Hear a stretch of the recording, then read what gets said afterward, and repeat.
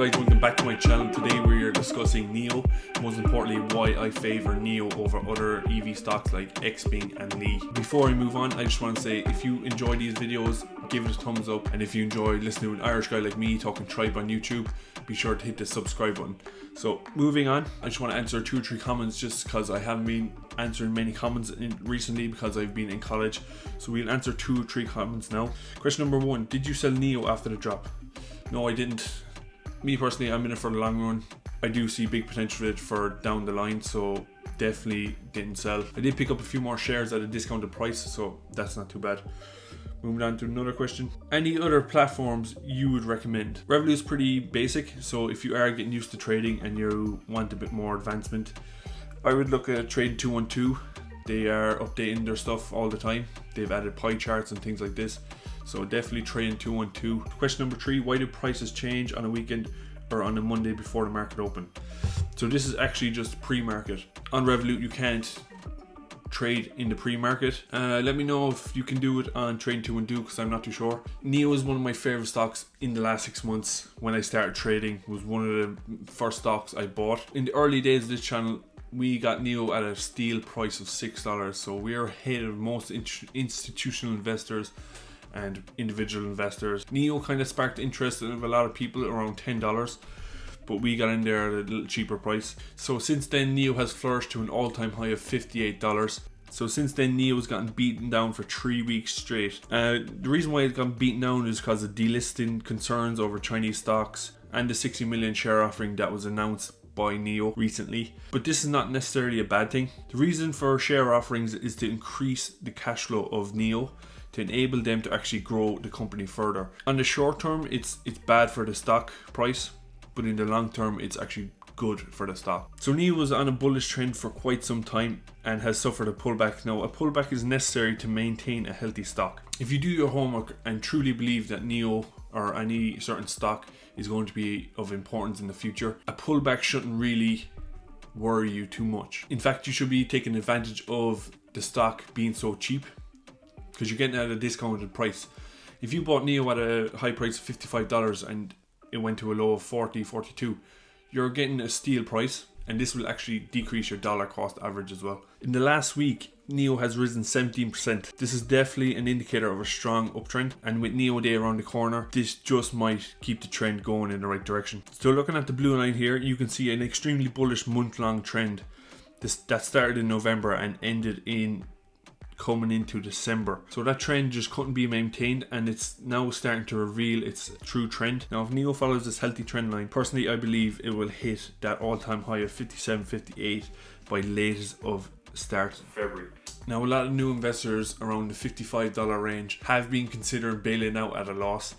They've texted me and asked me, should I hold, should I buy, what should I do? In my opinion, selling at a loss will be just a huge mistake. The EV sector as a whole is still only relatively young and is still only starting to take off. Me personally, the EV sector is the next revolution, the new age. It's still relatively young and is only starting to be backed by governments giving out grants and incentives. So it's still only started, so I wouldn't sell off straight away at all. So we'll take a deeper look at NIO, XPENG and NIO. First, we'll have a look at their analyst ratings. So starting with NIO, now based on 17 analysts which have recommended a buy for NIO, 23% of them have recommended a strong buy with a high price target of $60. So NIO is based on 10 analysts and is recommended a buy, with 10% only recommending a strong buy and has a high price target of $60 also. Move further on to XPENG. Now XPENG, this is based on 9 analysts. They are recommended buy, and a 25% of the analysts recommended a strong buy with a high price target of $59. So they are relatively mirroring each other.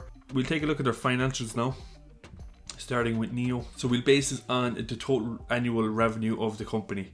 Just before we get into this, I want to talk about the IPO. So NIO became public in 2018. Just to keep that in mind, became public in 2018. So as we can see here, in 2016 and 2017, there was no revenue generated by NIO. And in 2018, 0.72 billion was generated.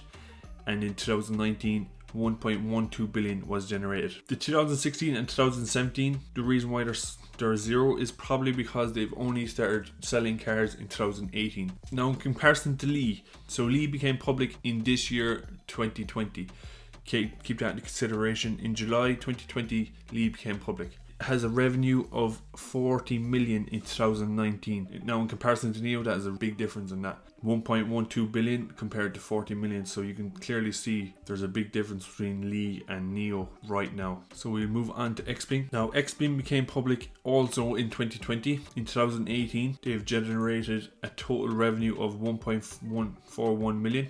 So they were making cars in 2018, 2019. A hefty sum of 333 million in 2019. So that is respected. It's not as good as 1.12 billion, but there is a reason for that, and I'll get down to it now in a minute. So keep in mind, these companies were founded around the same time. NIO was founded in 2014, XPENG was founded in 2014, and Li was founded in 2015.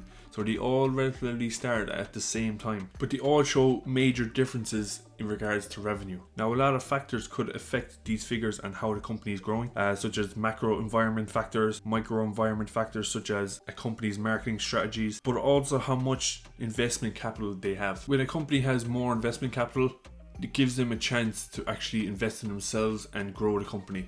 Now, as most of you know, companies get listed on the stock exchange or the stock market to grow capital. So NIO became public in 2018, Li and XPENG became public in 2020. There's a big difference. So with NIO having a 2-year advantage on the stock market has greatly pushed the stock ahead of all these other Chinese EV companies. And the main reason I personally feel is because they had more investment capital. It just feels to me that Li and XPENG are actually late to the party. They should have been there and listed in 2018 just like NIO, but they didn't. They all were founded at around the same time, 2014, 2015. Why did it take them 2020 to get listed on the stock market? NIO clearly has a 2-year advantage, and that's why NIO is capturing more of the Chinese electric market. So that's one point why I see NIO, why I favor NIO more than other Chinese companies like XPENG and Li, because basically they are late to the party. So what separates these 3 companies, and what advantages and disadvantages do they have over each other? Starting with NIO. Now, as you know, NIO is one of my favorite stocks at the moment. NIO is not just building a car, they're essentially building a brand, an image, or a lifestyle with their NIO clubhouses that are exclusive just for NIO customers. Now these clubhouses, they have event space, they have creches, they have restaurants, they have bars. So they're essentially building a brand.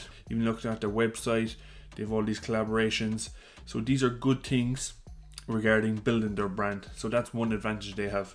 Now another major advantage that's going for NIO is the battery swap system they have. Now this system can swap out a battery for a new battery in 3 minutes, basically revolutionizing the EV car. You don't have to charge your car all night. It's basically go into the garage, get a new battery, and you're out again in 3 minutes and on the road. But obviously this comes with a price, as they do have to build these swap stations. They only currently have 155 swap stations in China, so that's where most of their investment capital will probably go towards.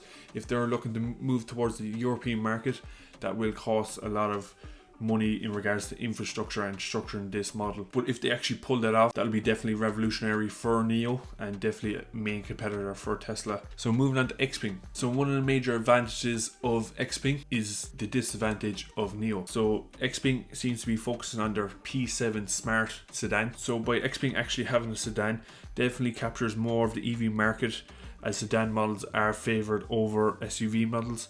So that is one clear advantage that XPENG has. Now lastly, to moving on to Li. Now Li is mainly focused on the hybrids at the moment.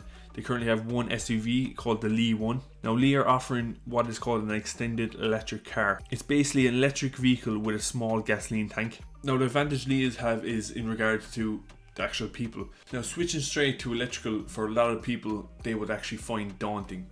So this is where Li steps in by offering comfort in knowing that if you run out of electricity or electric juice, you can run on gasoline. So definitely I think a lot of people will be hesitant and afraid to go straight electrical. For me, I think the hybrid market will get a lot more interest and attention over the next few years. But they do have a lot of room to improve because they only offer one SUV and they don't have a sedan, and basically they're not fully electric. So guys, let me know what your thoughts about this Are you going to buy Lee? Are you going to buy NIO? Are you going to buy XPENG? Which you see doing better in the future? And let me know in the comments below. I love to hear your insight. So yes, I have finished my first semester in college, so I will be definitely getting a few more videos done before the second semester. Thanks for all the support out there. There's a lot of support coming from the Irish people, so I'm happy about that. There's a good bit from the English, and surprisingly there's a good bit of audience coming from Turkey, so I'm happy to see that. Thanks very much for everything. If you enjoyed it, give it a like, give it a thumb, subscribe, and with that said, I will see you guys in the next one.